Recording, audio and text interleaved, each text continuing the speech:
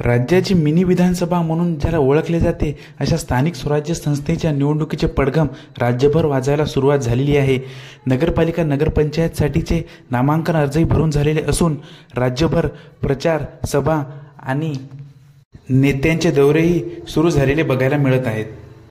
याच पार्श्वभूमीवर महाराष्ट्रातील एका नगरपंचायतीचा निकाल सुद्धा जाहीर झालेला आहे, तेही मतदान पार पडायच्या आधीच। अर्थातच ती नगरपंचायत म्हणजे ज्या नगरपंचायतीचा सध्या महाराष्ट्रभर बोलबाला आहे ती सोलापूर जिल्ह्यातील मोहोळ तालुक्यातील अनगर नगरपंचायत। अनगर नगरपंचायतीमध्ये 17 पैकी 17 नगरसेवक भाजपच्या चिन्हावर बिनविरोध निवडून गेले। हे 17 डिसेंबर रोजी यांच्या विजयाची घोषणा झाली, परंतु ट्विस्ट पुढे होता।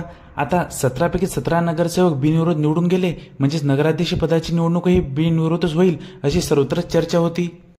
परंतु अचानक अजित पवारांच्या राष्ट्रवादीकडून उज्ज्वला थिटे यांना नगराध्यक्ष पदासाठी तिकीट देण्यात आलं। म्हणजे आता नगराध्यक्ष पदासाठी भाजपकडून राजन पाटील यांच्या थोरल्या सुनबाई सौ पाटील आणि राष्ट्रवादींच्या अजित पवार गटाकडून उज्ज्वला थिटे यांच्यात थेट लढत होणार अशी चिन्ह दिसत होती। परंतु आतापर्यंत होत असलेल्या बिनविरोध निवडणुकांमुळे पहिल्यांदाच कोणीतरी आपल्या विरोधात नामांकन अर्ज भरतोय, यासाठी माझ्यावर दबाव तंत्राचा वापर केला जात आहे। अनगरमध्ये येणाऱ्या एकूण 6 पैकी 6 रस्त्यावर राजन पाटलांनी आपली माणसे उभी केलेली आहेत आणि मला नामांकन अर्ज भरू देण्यासाठी नगरपालिकेपर्यंत पोहोचू दिला जात नाही असा आरोप राष्ट्रवादी अजित पवार गटाचे उमेदवार उज्ज्वला थिटे यांनी राजन पाटलावर केला होता। यानंतर त्यांनी पोलीस संरक्षणही मागितलं, परंतु ते नाकारल्यानंतर त्यांनी वरिष्ठ अधिकाऱ्यांकडे धाव घेतली आणि अंतिमतः त्यांनी 18 नोव्हेंबरच्या पहाटे सुमारे 5 वाजताच्या आसपास 50 पोलिसांच्या फौजफाट्यासह आपला नामांकन अर्ज दाखल केला। परंतु या स्टोरीमध्ये आणखी ट्विस्ट होता। नामांकन अर्ज भरल्याच्या दुसऱ्याच दिवशी म्हणजे 18 नोव्हेंबर रोजी उज्ज्वला थिटे यांचा अर्ज बाद ठरवण्यात आला। सूचकासमोर सही नसल्याचं कारण देत त्यांचा अर्ज बाद ठरल्यानंतर व्हायचं तेच झालं। राजन पाटलाच्या मोठ्या सुनबाई सौ प्राजक्ता पाटील या भाजपकडून अनगर नगरपंचायतीच्या बिनविरोध नगराध्यक्ष बनल्या। आता राजन पाटलाबद्दल बोलायचं झालं तर पूर्वीपासूनच राजन पाटलांचं मोहोळ तालुक्यावर एक हाती वर्चस्व होतं। 1995 पासून ते सलग 3 टर्म इथून आमदार राहिलेले आहेत। पुढे 2009 पासून हा मतदारसंघ आरक्षित झाला आणि तेव्हापासूनच राजन पाटील विधानसभेपासून लांब राहिले। या दरम्यानच्या काळात त्याचे दोन्ही चिरंजीव राजकारणात आले, म्हणजेच अजिंक्य राणा पाटील आणि बाळराजे पाटील। त्यातले धाकटे चिरंजीव बाळराजे पाटील हे बाबुराव पाटील सहकारी कारखान्याचे चेअरमॅन आहेत आणि त्याचबरोबर त्यांनी सोलापूर जिल्हा परिषदेमध्ये उपाध्यक्ष म्हणूनही काम बघितलेलं आहे।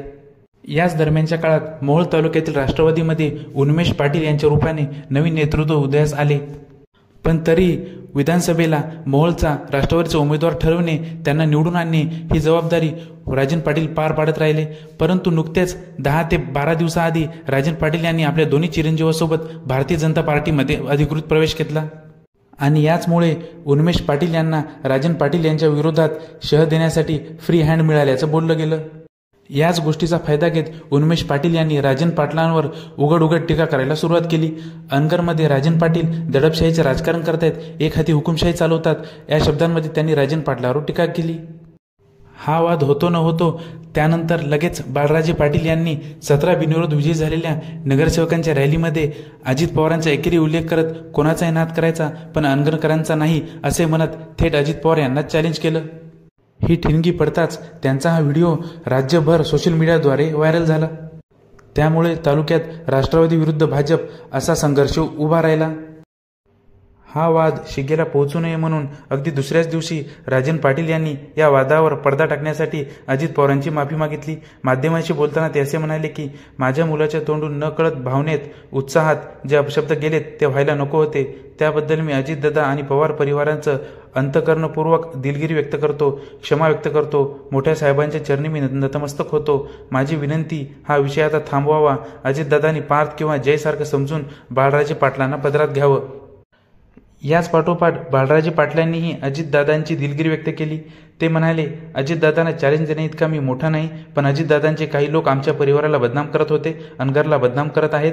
उमेश पाटलांना माझे कार्यकर्ते उत्तर देतील। अजितदादांबद्दल केलेल्या वक्तव्याबद्दल दिलगिरी व्यक्त करतो। हा झाला एकंदरीत सगळा घटनाक्रम. परंतु खरंच मोहोळ तालुक्यामध्ये दडपशाहीचं आणि हुकुमशाहीचं राजकारण चालू आहे का? राज्यात लोकशाही असूनही दमदाटी करून बिनविरोध निवडणूक घेतल्या जात आहे का?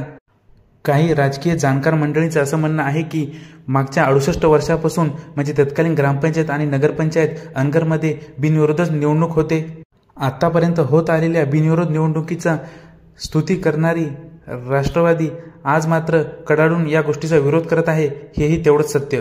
अनगर नगरपंचायतीच्या या सर्व निवडणूक नाट्यावर तुमच्या काय प्रतिक्रिया आहेत या आम्हाला नक्कीच कळवा. धन्यवाद.